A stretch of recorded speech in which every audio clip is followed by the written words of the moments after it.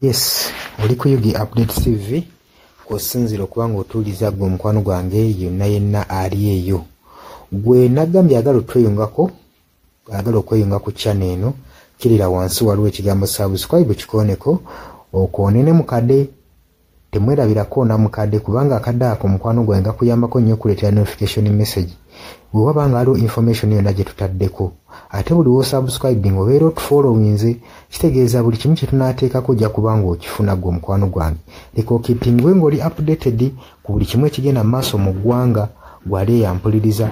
Abali mu Qatar, Oman, Dubai, Saudi Arabia, abali e Dubai, abali mu US, abali mu UK, abali Canada, abali mu South Africa, namwe abali mu Ndwane Kenya, nalekaani menyani, namwe abali mu Asia, matumiddeko nnyo, mwe bali kwekumira ku Yugi Update TV, mwe mbeezezaawo amayengo gano aga Yugi Update TV.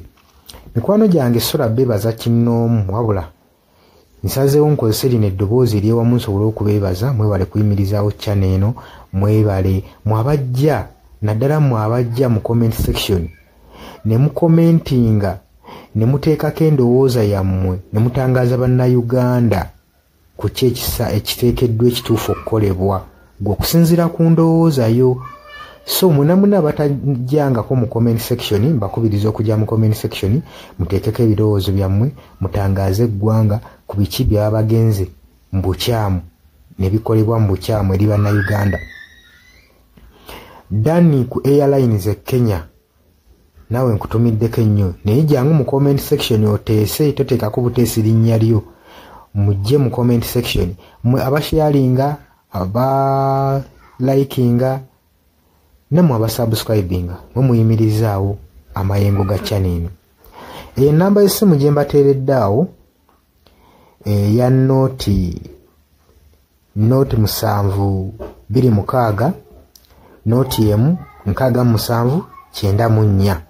Eyo enamba ya WhatsApp eri mu kimyufu.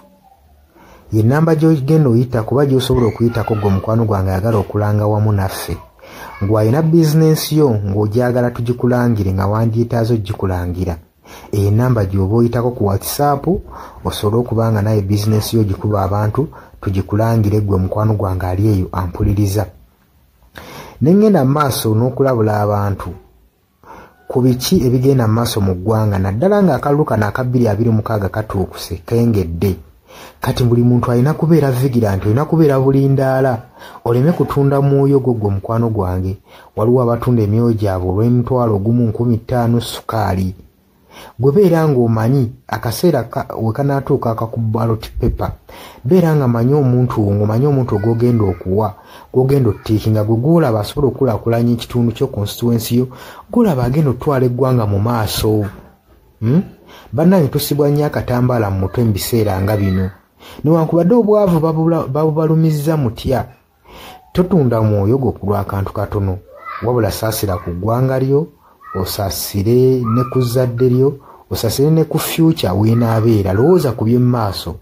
Weewaawo abamu muyinza okulowooza ng'ebyatabakwatako nga tebikwatako, naye ensobi yonna yonna ekolebwa eiza relative, sengaawo, maamawo, kojjaawo, biyinza otutuuka ng'ekyo ekizibu gwe kyetooloddeko, ate olaba ebikwatirako biyinza otutuuka essa ne byetooloola ne bifundikira nga bikkutteko gwe omukwano gwange ali eyo. So kyenva nkubiriza baganda bange mwenna abali ku Yugi Update TV ogenda maaso n'okusharinga information eno.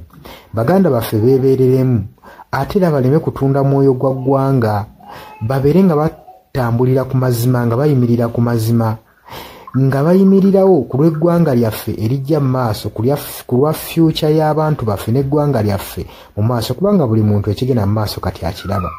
Bw'atalaba kigenda mu maaso, nkakasa obeera muzibe. Ate era ne muzibe naye alina byawulira ebimukyemula omutima, kati n'amanya nti no mu ggwanga mulimu kino. So nkubiriza buli omu obeere lalabayi wa munno, osobole okubanga oli kalabalaba w'oyo ku biki ebigenda mu maaso obakubirize n'omubakubiriza waliwo abali mu byalo nga tebamanyi kigenda mu maaso mubaagaliza subscribinga ku mikutu gino bategere ebigenda mu maaso mu ggwanga lyaffe wakati smartphone zajja gwe mukwano gwange ali eyo wabula mbaagaliza olunaku olulungi mubale kwekumira ku Yugi Updates TV mubatana subscribinga mugere mu maaso n'okusubscribinga mbaagala nnyo era mweraba.